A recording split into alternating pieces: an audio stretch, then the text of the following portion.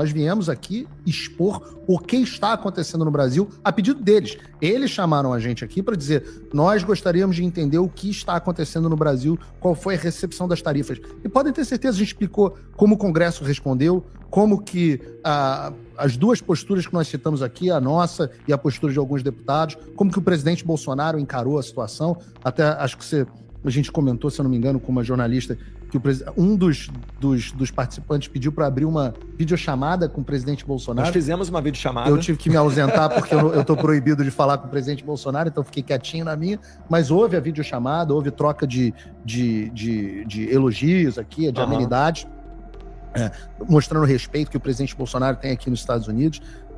E foi exposta toda a situação, como que o Supremo Tribunal Federal respondeu, e uma das coisas que chama a atenção é que as pessoas pensam que nós viemos aqui tacar lenha na fogueira. Não, pelo contrário. Pelo contrário. Nós viemos aqui a tentar atuar como bombeiros, na tentativa de, olha, presidente Trump, se possível, substitua as tarifas por sanções específicas a determinados indivíduos.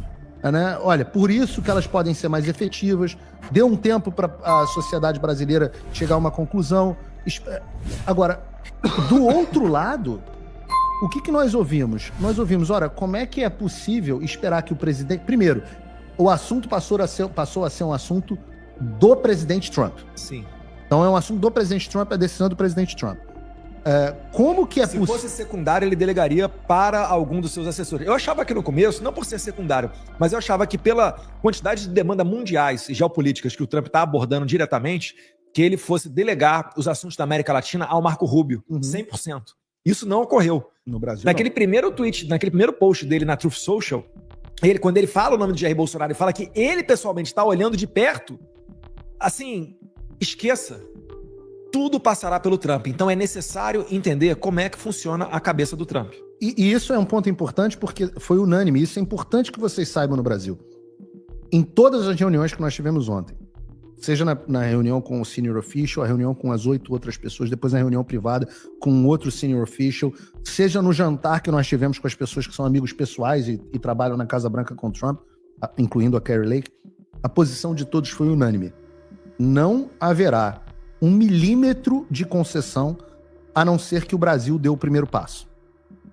Não haverá 1 milímetro de concessão. Pelo contrário, o alerta que nós ouvimos ontem foi: se continuar neste ritmo, um presidente Trump talvez tome medidas adicionais que podem, inclusive, envolver o mercado financeiro. Então, o que eu quero dizer aqui para vocês? Como é que vocês podem cobrar alguns...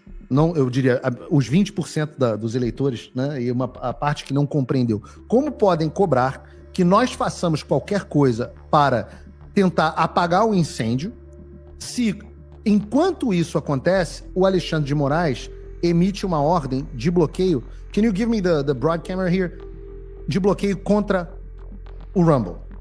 Como pode, uma empresa que está bloqueada no Brasil, como podem esperar que nós consigamos fazer qualquer coisa enquanto o Alexandre de Moraes emite ordens contra um cidadão americano?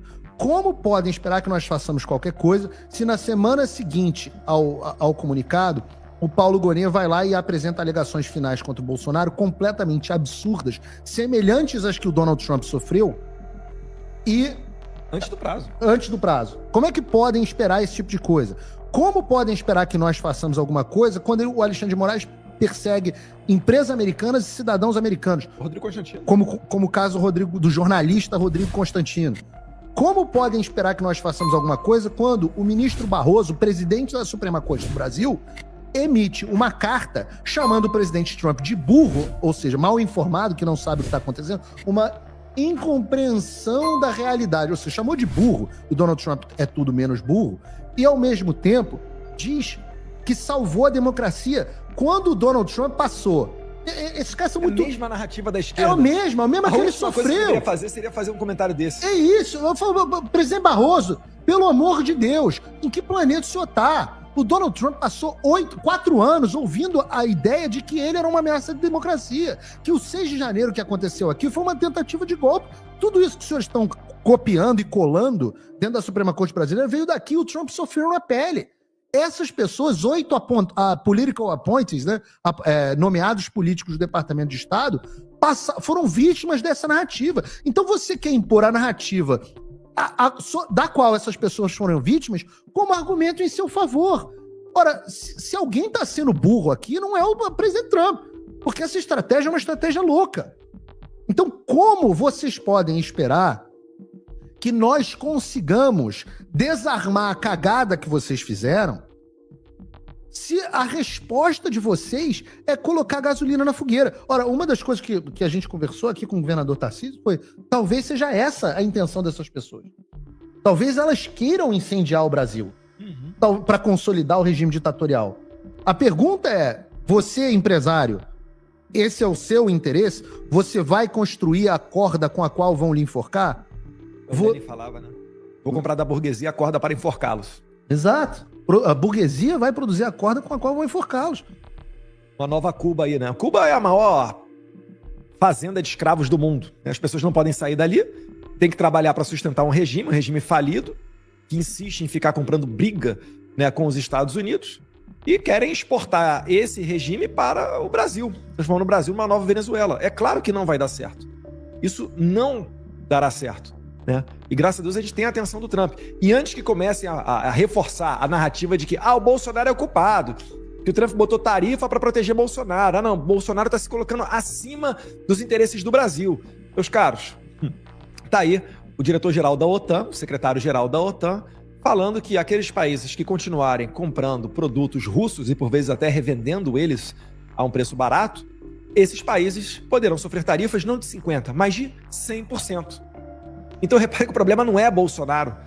As tarifas já são algo que estão a caminho. Talvez, com certeza, majoraram para 50%, pela lawfare que fazem contra Bolsonaro. E o Trump tem muita empatia por isso e não quer que o Brasil tenha mais uma eleição no estilo Venezuela, onde a oposição seja proibida de participar do pleito.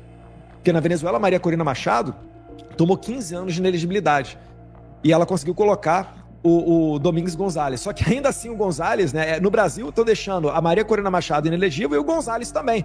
Porque se você for pegar o meu caso, eu estou impossibilitado de retornar ao Brasil. Ainda que o presidente Bolsonaro possa optar para que eu siga adiante, né, onde ele fica inelegível, mas eu o represente numa eleição, isso daí também acabou, né, que o Moraes está de olho nisso e quer me matar politicamente. Então, o Trump não vai permitir que durante os 4 anos da sua presidência se consolide uma nova Venezuela na América Latina. Não, ele não vai fazer isso. É por isso que ele está atuando antes do regime se fechar a esse ponto. O Brasil está, nos próximos meses, fadado a decidir entre o mundo livre e se tornar uma nova Venezuela. Isso não é mais papo, né? Alô, prezado Ícaro, como é que é o nome dele, o influencer lá, o Ícaro? Carvalho? Ficava falando, não, esse negócio é de bolsonarista, Paulo Guedes falou que em 1 ano Argentina, 2 anos vira Venezuela, etc, etc. Parabéns. Você está chegando, né? Você está colocando aí a questão toda numa equação econômica, ignorando o lado político da coisa. Isso daí vai dar problema. Falei no discurso no passado, né? Vai dar M. Por quê? Porque o Trump não vai permitir que isso aconteça. E graças a Deus a gente tem um Trump na presidência. Haverá mortos e feridos? Sim, são sacrifícios. Eu já estou sentindo na pele, eu não posso ver meu pai. Quem é que me garante que meu pai não vai morrer e eu não vou encontrá-lo? E tem gente que fala, Paulo e Eduardo, vocês estão colocando os interesses pessoais de vocês, ou da família Bolsonaro, acima dos interesses do Brasil. Eu falo assim, ora, é o oposto. Sim. Os empresários que não estão dispostos a arcar com essa consequência é que estão colocando o lucro da sua empresa acima das liberdades dos brasileiros. E postergando o problema. E postergando o problema, porque vai chegar. Uma hora vai chegar, não existe liberdade econômica sem liberdade de expressão. Não é possível. Não produz riqueza numa ditadura. Não existe produção. Só vai ficar rico um tipo de gente. Que é a gente que é os amigos do rei. O resto tudo vai ser escravo trabalhando na fazenda de café, na fazenda de açúcar lá de Cuba. Então, o interesse... Há uma hierarquia das coisas. E a liberdade está acima